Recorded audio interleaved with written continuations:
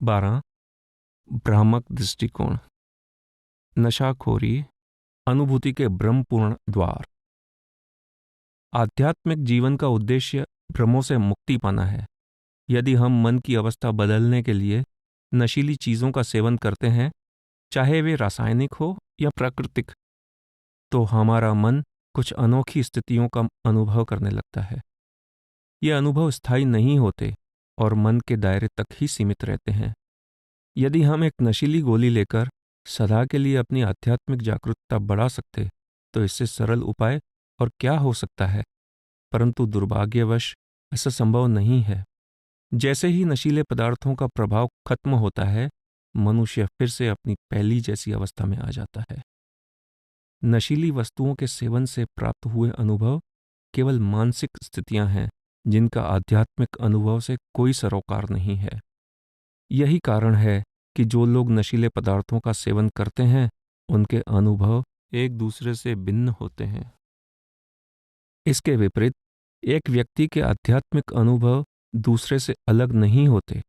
सभी आध्यात्मिक अनुभव निश्चित रूप से एक समान होते हैं, क्योंकि ये एक ऐसी आंतरिक यात्रा द्वारा प्रकट होते हैं जिसके नज़ारे सबको एक समान दिखाई देते हैं। यह किसी की मनगढ़ंत कल्पना नहीं, बल्कि ठोस सत्य है। नशीले पदार्थ व्यक्ति को शारीरिक स्तर पर थोड़ी सी एकाग्रता दे सकते हैं और उसे सम्मोहन निद्रा या मिथ्या आनंद की अवस्था में ले जा सकते हैं, परंतु नशे का प्रभाव समाप्त होने पर यह अनुभव भी जाता रहता है।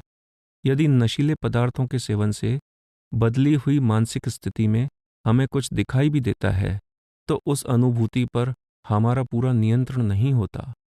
जबकि आध्यात्मिक अभ्यास द्वारा हम अपनी चेतना के स्तर में परिवर्तन लाकर अपनी इच्छा अनुसार आध्यात्मिक मंडलों की यात्रा कर सकते हैं और इसी प्रकार अपनी इच्छा अनुसार चेतना को स्थूल शरीर में वापस ला सकते हैं।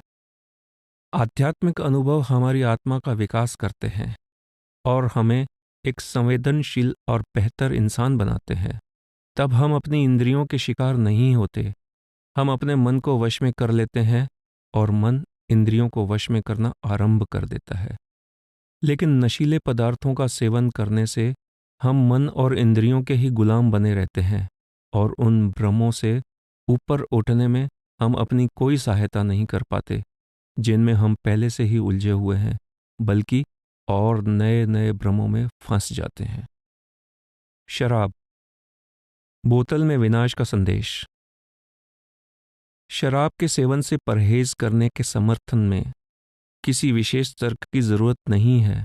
हम जानते हैं कि शराब के नशे में हम अपने आप को मजाक का पात्र बना लेते हैं और नशे के प्रभाव में हम क्या क्या मूर्खताएं और अपराध नहीं कर बैठते। शराब का प्रयोग हमारी बुद्धि को इतना धुंधला और हमारी सोच समझ को इतना भ्रष्ट कर देता है कि हमारा विवेक ही मारा जाता है और हम यह नहीं समझ पाते कि कौन से काम हमें या दूसरों को हानि पहुंचा सकते हैं। यहाँ तक कि शराब की सीमित मात्रा भी हमारे स्पष्ट सोचने की शक्ति को धुंधला कर सकती है। सत्य के खोजी का मूल उद्देश्य चेतना के स्तर को बढ़ाना है, ना कि कम करना। रूहानी नजरिए से हमें उस आदत से दूर रहना चाहिए जिसका हम पर बुरा असर पड़ता है। अपने शारीरिक और मानसिक स्वास्थ्य की देखभाल ठीक तरह से करना हमारा फर्ज है। धूम्रपान और तंबाकू से बने पदार्थ लेने की आदत आसानी से बन जाती है, जो हमारे मन पर गहरा असर डालती है। इसकी वजह से मन और शरीर में ऐसी जबरदस्त तलब उठती है जो हमारे मनोबल को कमजोर कर देती है। परमार्थ के मार्ग पर चलने, जिंदगी का सामना करने और अपने उसूलों पर कायम रहने के लिए हमें दृढ़ इच्छा शक्ति की जरूरत है।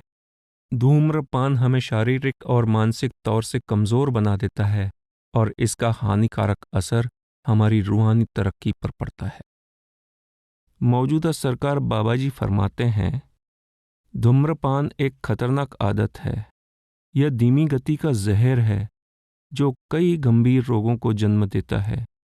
इसलिए बेहतर है कि हम ऐसी आदतों से दूर रहें।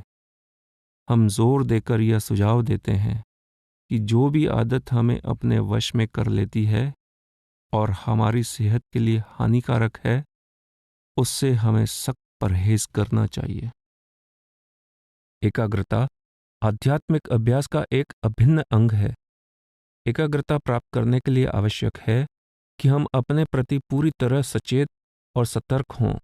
यदि हम नशीले पदार्थों या शराब के प्रभाव के अधीन होंगे तो ऐसा हो सकता है कि हमें थोड़ी देर के लिए सुखद अनुभव हो और हमें मस्ती के सागर में डूबे होने का एहसास हो, परंतु शराब या नशीले पदार्थों के नशे में वास्तविक आध्यात्मिक अभ्यास कर पाना असंभव है।